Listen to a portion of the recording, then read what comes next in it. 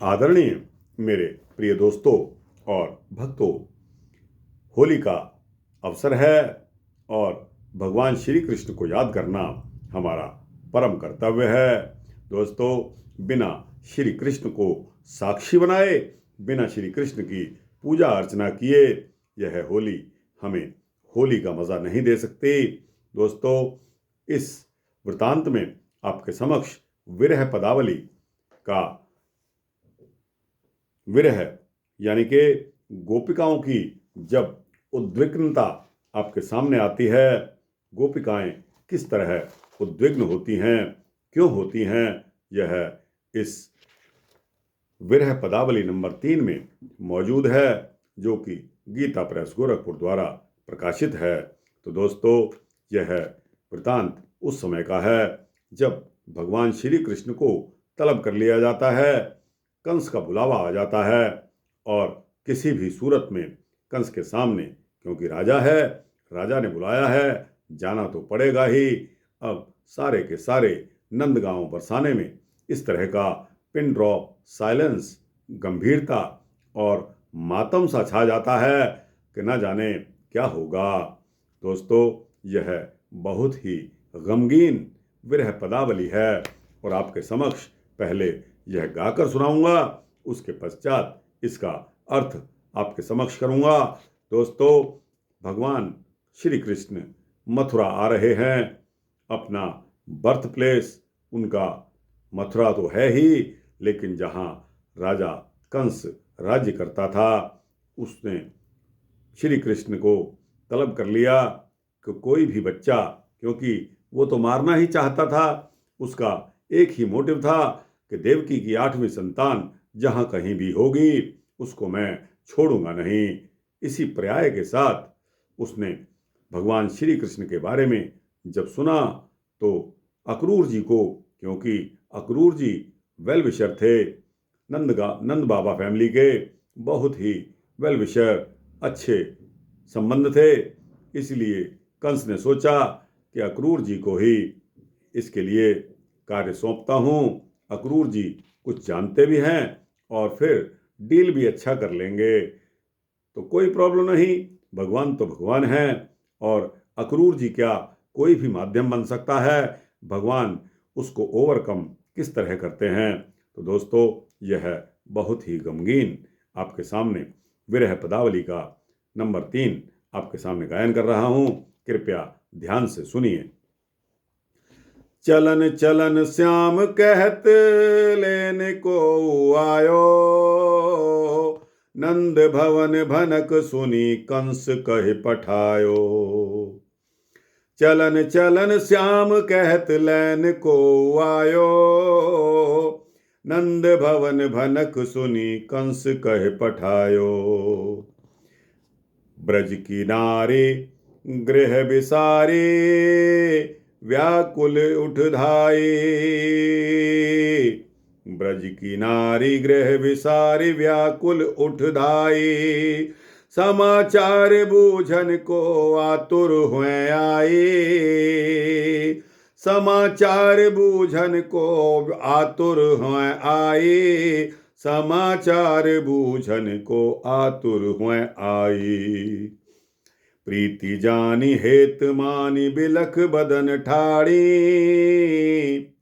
प्रीति जानी हेत मानी बिलख बदन ठाड़ी। मानो वह अति विचित्र चित्र लिखी काढ़ी, मानो वह अति विचित्र चित्र लिखी काढ़ी। ऐसी गति ठौर ठौर कहत न बन आवे, ऐसी गति ठौर ठौर कहत न बन आवे। सूर श्याम बिछुरे दुख विरह काई भावे, सूर श्याम बिछुरे दुख विरह काई भावे। दोस्तों और भक्तों, इसका भावार्थ करने से पहले आपको एक बहुत ही गुप्त बात बता रहा हूँ। वो बात यह है कि जहाँ कहीं भी सूरदास जी ने अपने रचनाएं लिखी हैं, दोस्तों, जब सूरदास वृद्ध हो गए, उनको बुलावा आ गया कि अब आपका समय पूर्ण होने जा रहा है और आप अपना मुक्ति का आगे का देखिए। और इस तरह आपकी उम्र पूरी होने लगी है। तब सूरदास जी ने क्या जवाब दिया कि अभी तो मुझे बहुत सी रचनाओं की रचना करनी है, अभी मेरा टाइम कहाँ से हो गया। जब तक मेरी रचनाएं संपूर्ण नहीं हो जाती तब तक मैं यहाँ से नहीं जाना चाहता।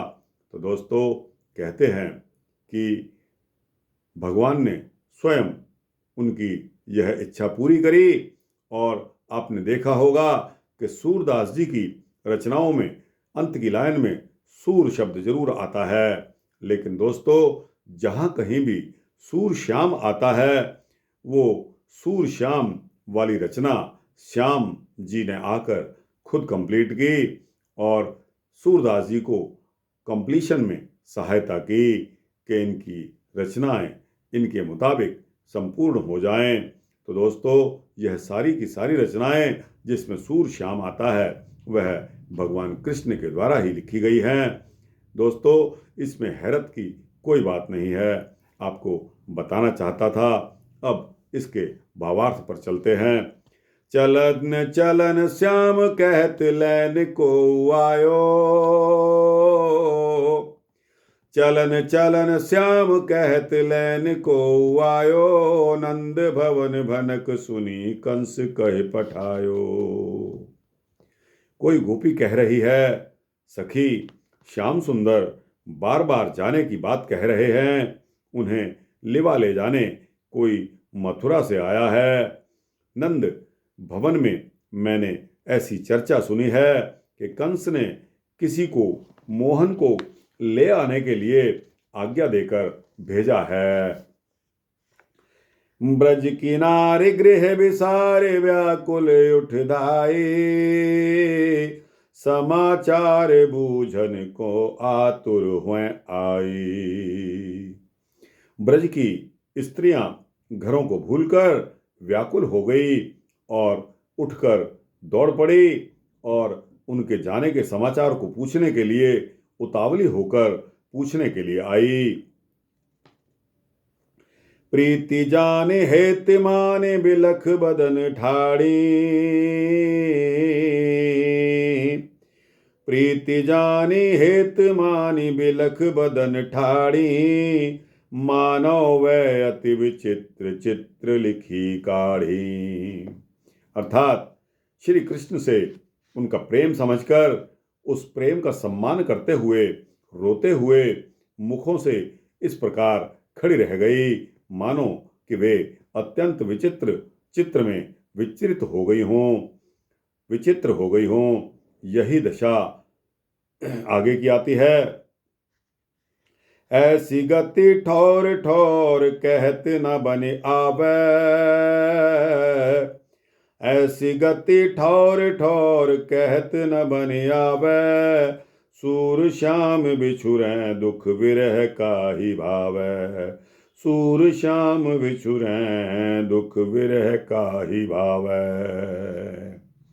अर्थात ऐसी दशा ब्रज में स्थान स्थान पर दिखाई दे रही है जिसका वर्णन करते नहीं बनता।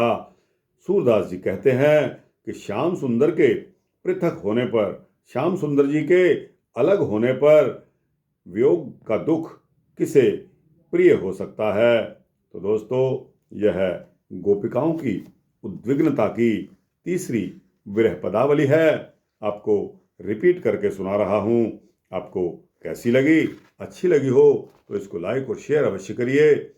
इस चैनल को सब्सक्राइब करें तो आपको इसी तरह के सूक्ष्म भक्ति वृत्तांत मिलते रहेंगे। तो दोस्तों, कमेंट्स बॉक्स में जाकर आपके कमेंट्स मुझे नहीं मिल रहे।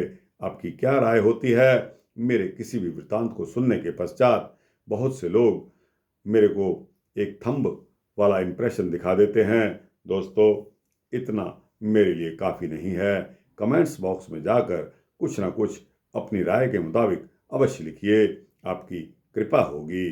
जय श्री राधे, जय श्री कृष्णा, जय श्री राधे कृष्णा।